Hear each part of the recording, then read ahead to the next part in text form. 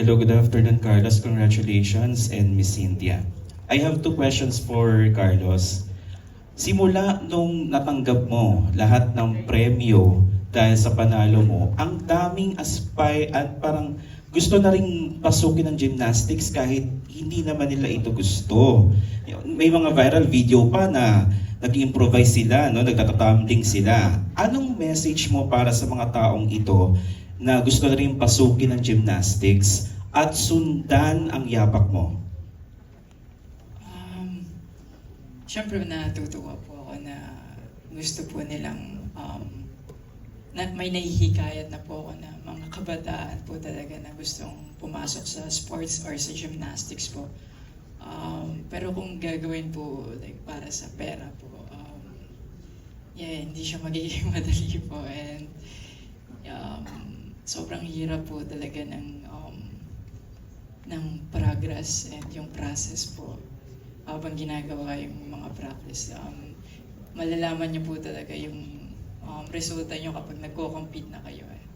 And yes, sa training din po talaga na-test kung talaga bang gusto mo yung ginagawa ko.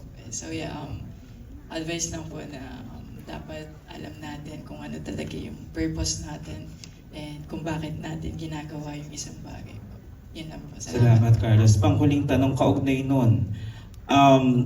Alam natin na syempre kailangan ng physical na pangangatawan, dapat malakas ka. Pero kung may payo ka sa mga aspiring gymnast natin, ano yung isa lang?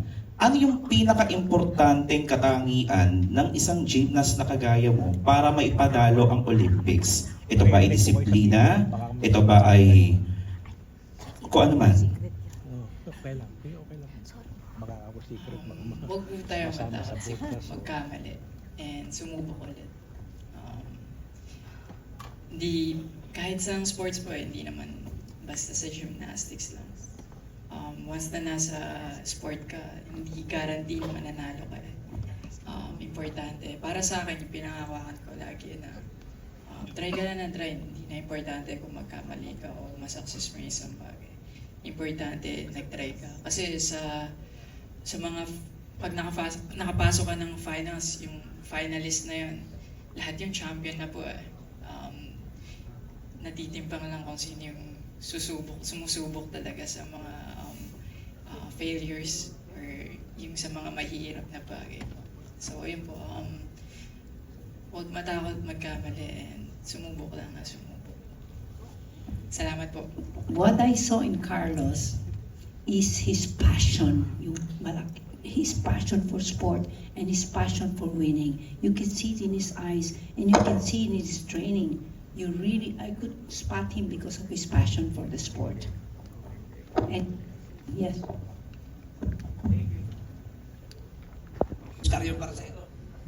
Miss Carion Paraceto. First and foremost, my heartfelt congratulations to Carlos Yolo.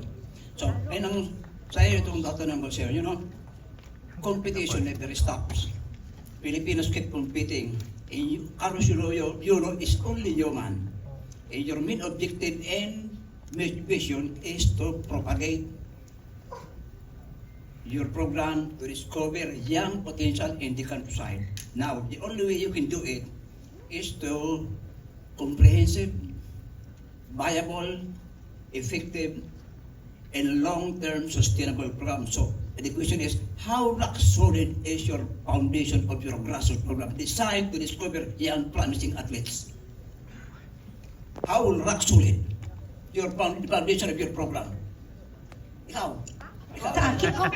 Oh, sorry. I thought you were asking Carlos. And I'm asking you to reply the correct way. It's very rock solid. Right now we have 100 little Carlos Yulos that want to be like him. Luckily, the Congress, Speaker of the House gave us some funding for this because we have to have coaches to teach this, Carlos, and I don't want to charge them because a lot of them come from the poor regions and they even from different regions they come to train in our grassroots. We have a special place for them to train. They don't train with the athletes, with the athletes like Carlos, they have a special donated by the Japanese, Yes. and even all the equipment was brand new, but unfortunately the flood destroyed all the equipment, so we have to buy again equipment for the grassroots.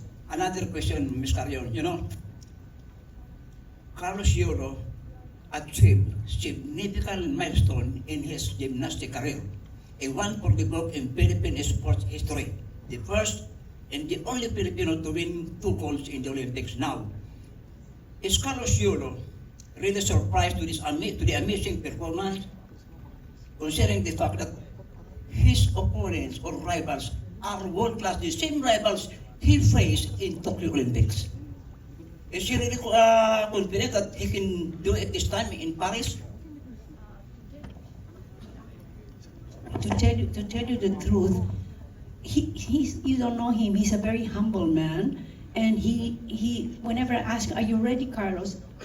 He said, "I'm ready," but you know, but I knew in his heart of hearts he knew he was going to win it because he trained for it and he was ready for it, and he was all the way ready.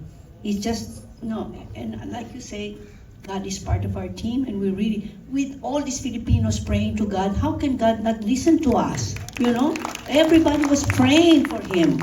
So God said, "Oh my God, the Filipinos, we better give him the gold medal." Thank you so much. Before we proceed with our next question, may bumubulong lang sa akin. Carlos, sabi, meron kang 5 million ngayon na extra from Arena Plus and DJ Plus. Anong pinaka bagay na dati hindi mo afford na palagay mo kaya mo nang bilhin with your extra 5 million cash ngayon?